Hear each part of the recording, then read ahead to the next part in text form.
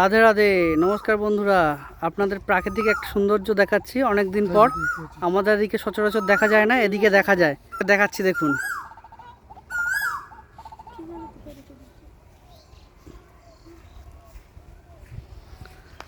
কোকিল পাখি, এখানে কোকিল পাখি এসে দু রকম দেখলাম, একটা ছাই ছাই কালার, একটা কালো কালার।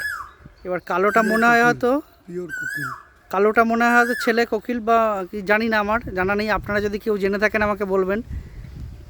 একটা কালো কোকিল দেখলাম আর একটা একটা ছাই ছাই ছাপা ছাপা টাইপের এরকম একটা কালারের কোকিল দেখলাম। এটা ছেলে ওটা মেয়ে বা দুটো আলাদা প্রজাতির, কোনটা আমার জানা নেই। আপনারা যদি কেউ জেনে থাকেন আমাকে বলবেন।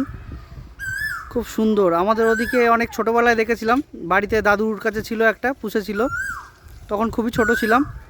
তারপরে আর সেরকম সচরাচর দেখিনি।